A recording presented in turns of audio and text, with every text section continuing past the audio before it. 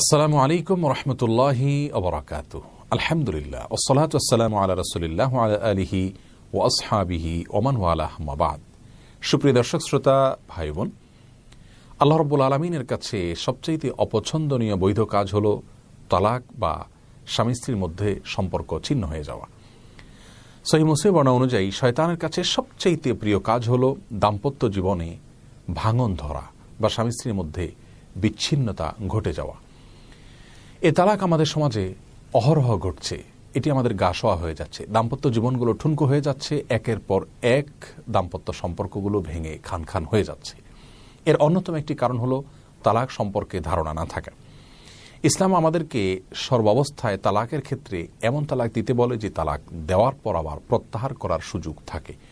কোনো প্রকার বিবাহ পড়ানো ছাড়া, কোনো প্রকার প্রসেস ছাড়া সাধারণভাবেই একজন স্বামী তার তালাককে উইথড্র করার সুযোগ থাকে, এমন তালাক দেওয়ার কথা ইসলাম আমাদেরকে বলে।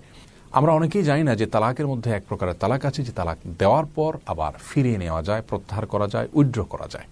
প্রিয় দর্শক, ইসলাম মৌলিকভাবে একজন পুরুষকে নির্দেশনা দেয় যে তার স্ত্রীর সাথে যদি কোনোভাবে বনিবনা না হয় তাহলে প্রথমে তাকে সংশোধন করার যতগুলো পন্থা আছে সবগুলো অবলম্বন করা, তাকে বোঝানো, স্নেহ দিয়ে, ভালোবাসা দিয়ে, না হলে কঠোরতায় যাওয়া, অভিমান করা, সেটাতেও না হলে তৃতীয় পক্ষকে সেখানে ইনভলভ করা, তার মাধ্যমে সংশোধনের চেষ্টা করা, তাতেও যদি না হয় এবং কোনোভাবেই সংসার টেকানোর কোনো সুযোগ না থাকে তাহলে সেক্ষেত্রে সুচিন্তিতভাবে প্রত্যাহারযোগ্য তালাকের পথ অবলম্বন করা।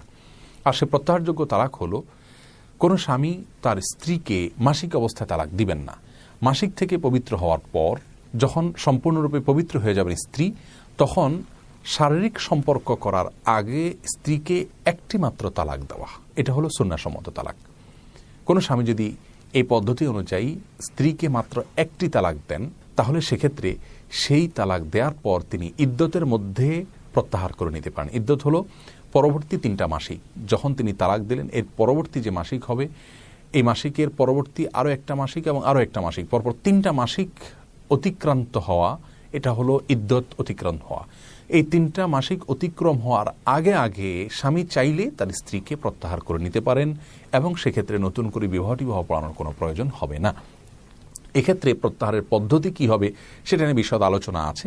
মুখে যদি বলেন যে আমি প্রত্যাহার করে নিলাম, অথবা স্বামী স্ত্রী হিসাবে তারা বসবাস করা শুরু করলেন, তাতে কিন্তু প্রত্যাহার হয়ে যাবে। আর যদি ইদ্যত শেষ হয়ে যায়, অর্থাৎ একটা তালাক দেওয়ার পর স্ত্রীকে আর কোনো তালাক দেয়া না হয়, বরং 3টা মাসিক পার হয়ে যায়, তাহলে সেক্ষেত্রে তাদের মধ্যে সম্পর্ক ছিন্ন হয়ে যায়। কিন্তু পরবর্তীতে আবার আকদের মাধ্যমে তারা চাইলে কোনো কালে আবার একে অন্যের সঙ্গে বিবাহ বন্ধনে আবদ্ধ হতে হয়, সেক্ষেত্রে অন্যত্র বিবাহের কোনো প্রয়োজন হয় না। তাহলে শুধুমাত্র একটি বিষয় খেয়াল করতে হয়, তা হলো তালাকের ক্ষেত্রে কোনো অবস্থায় সরাসরি 3 তালাকে যাওয়া যাবে না। এক শব্দে 3 তালাক দিলে পতিত হবে কিনা সেটি অনেক বিশদ আলোচনা সাপেক্ষ বিষয়, কিন্তু 1 তালাক, 2 তালাক, 3 তালাক এভাবে যদি বলে তাহলে সেক্ষেত্রে কিন্তু একাধিক তালাক পতিত হয়ে যায়।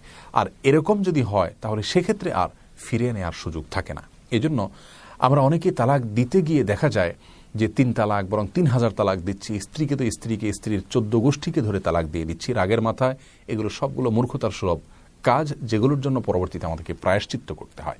এজন্য আমাদেরকে প্রত্যাহারযোগ্য তালাকের দেওয়ার ক্ষেত্রে যে বিষয়টি খেয়াল করতে হবে, একটি তালাক দিতে হবে এবং এরপরে অপেক্ষা করতে হবে।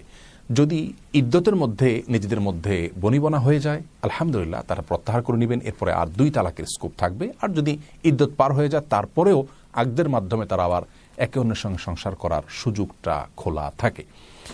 আর যদি 1 তালাক দেওয়ার পরে কোনো কালে আবার 2য় তালাকও দেন বা 1 তালাক দেওয়ার পরে 2য় তালাকও দেন, তাহলেও সেক্ষেত্রেও প্রত্যাহার করার সুযোগ থাকে ইদ্যতের মধ্যে। কিন্তু 3য় তালাক দিয়ে ফেললে তখন আর প্রত্যাহার করার কোনো সুযোগ থাকে না। তাহলে তালাক 3য়টা দেওয়া, এটা হলো প্রত্যাহারের দুয়ারকে বন্ধ করে ফেলা।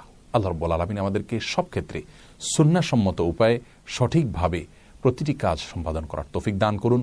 প্রত্যাহারযোগ্য তালাক ছাড়া চরমপন্থা অবলম্বন করা ইসলাম শরিয়ার দৃষ্টিকোণ থেকে গুনাহের কথা। আল্লাহ তাআলা আমাদের সবাইকে বেঁচে থাকার তৌফিক দান করুন।